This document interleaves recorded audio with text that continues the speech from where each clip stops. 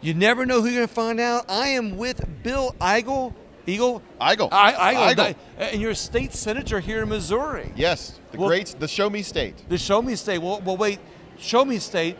Didn't you show somebody a bill that you just had? Yes, absolutely. This year we filed Senate Bill 98, which was an election integrity act that would have actually gotten rid of every single election machine in every precinct in every county of the state. And we would have gone back to the hand counting of ballots, which worked great for our state for the first 100 years of our existence. And it's only been recently that we've been told that the only way we can count ballots is through the use of machines. Because it's easier, right? It's easier for what? It's easy. It's better for right? someone. Yeah, exactly. I don't know who. Well, if you could program a computer, and if you could hack into somebody's personal identity and steal it, you can hack into their checking account, you can hack into a credit card, you could get ransomware for a business. Right. And in Louisiana, where I'm from, 500,000 records were stolen from the DMV because somebody hacked into the DMV record. Yep.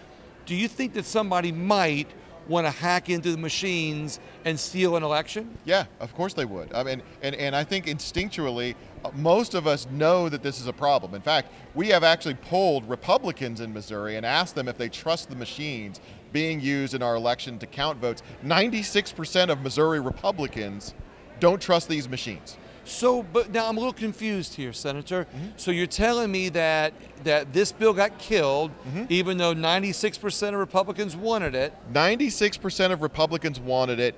There's a supermajority in the Missouri Senate. Out of 34 total senators, 24 of them are Republicans, and yet when it went to the Elections Committee, which is chaired by a Republican, has a majority of Republicans, it couldn't garner the votes to get out of that committee. So the problems that we have So they did the old secret kill in the committee deal. Yes, they killed it in committee, and unfortunately, the problems that we have in Missouri are not being driven by Democrats. There are so few Democrats elected to Jefferson City anymore that they don't have any power.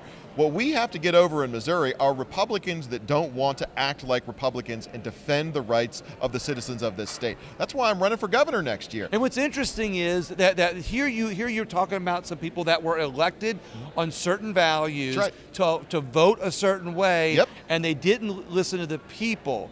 Now, can you answer this? Like, were you aware? Did they have a plan to kill it in the committee?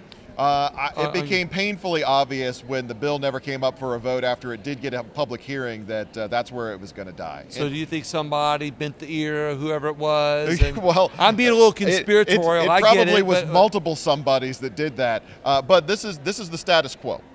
We see this, we call it, informally a lot of folks call it the swamp, but this is the status quo. It's the preservation of broken government systems.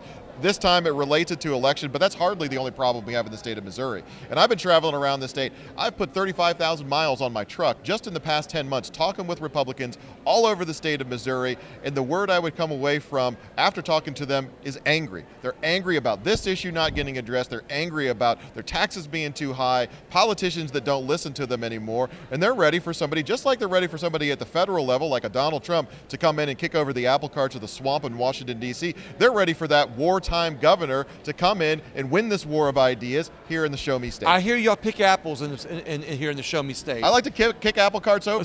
We got a lot of apple carts. So you're going to kick over the apple carts. We're going to kick over the apple carts of the powerful special interests in this state who have been profiting from the way things have been stuck in the state for the past 20 years. So what I'm hearing that I think is important for the people of Missouri is that you're going to be the guy that says, if you vote for me based on what I'm telling you, I am going to do exactly what I say I'm going to do, and not be one of the politicians that killed a bill which would have preserved their freedoms and their liberties.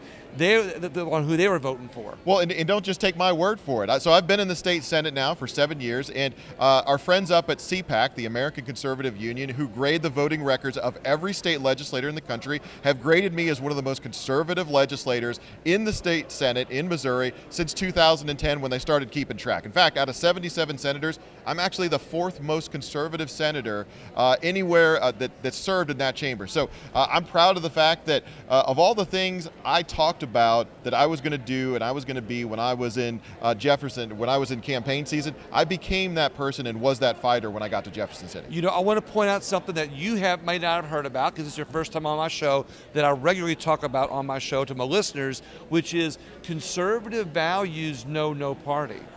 a lot of the narratives pin conservatism with Republicans. And so a lot of people that are Democrats or maybe independents, they think that only Republicans have conservative values, or only conservatives are Republican, and they tie that to either a politician they don't like. But the reality is, conservative values are found on the Democrat side too. That's right. When you talk about good schools, when you talk about being fiscally conservative, you talk about doing the right thing, you talk about family, and you talk about faith.